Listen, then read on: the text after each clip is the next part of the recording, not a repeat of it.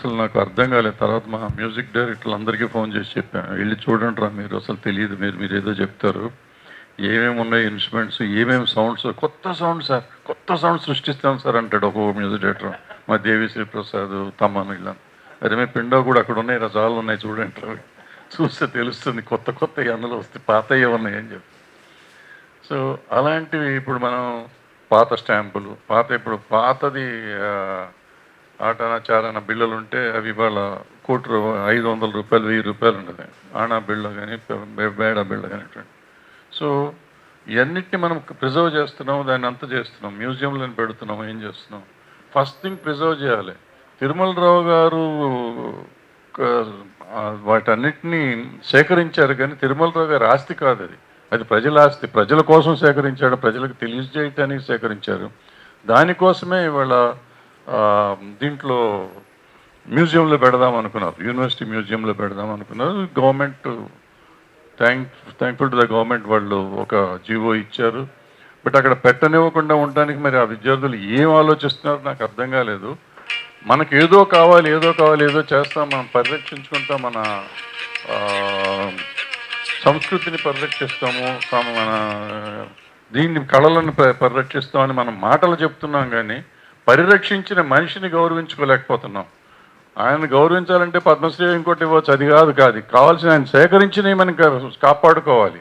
అది కాపాడుతాం అనేది ప్రజల ఆస్తి, ప్రజల ఆస్తిని ప్రజలు కాపాడుతాం, జాగ్రత్త చేస్తున్నారమ్మా అంటే వద్దన్న అంటే వాళ్ళు మూర్ఖులు మంచోళ్ళు నాకు అర్థం కావట్లేదు. ఇది అన్నగారు చెప్పినట్టు మనం ప్రభుత్వాన్ని అడగాలి, ప్రభుత్వమే చేయాలి. వాళ్ళని పాపం వాళ్ళకి ఏ ఉద్దేశంతో ఉన్నారో, వాళ్ళని ఎవరు పక్కదారి పట్టించారో, ఎందుకు విద్యార్థులు అలా మాట్లాడుతున్నారో నాకు అర్థం కాలేదు. కానీ ప్రభుత్వాన్ని ఒప్పించి మెప్పించి మనం అక్కడ తీసుకెళ్ళి పెట్టిస్తే తిరుమలరావు గారి కంటే కూడా ముందు ప్రజలు అదృష్టవంతులు అవుతారు. తిరుమలరావు గారు సేకరణ కాదు, ఈ ప్రజలకు కావాల్సింది, ఇది మనకు కావాల్సింది.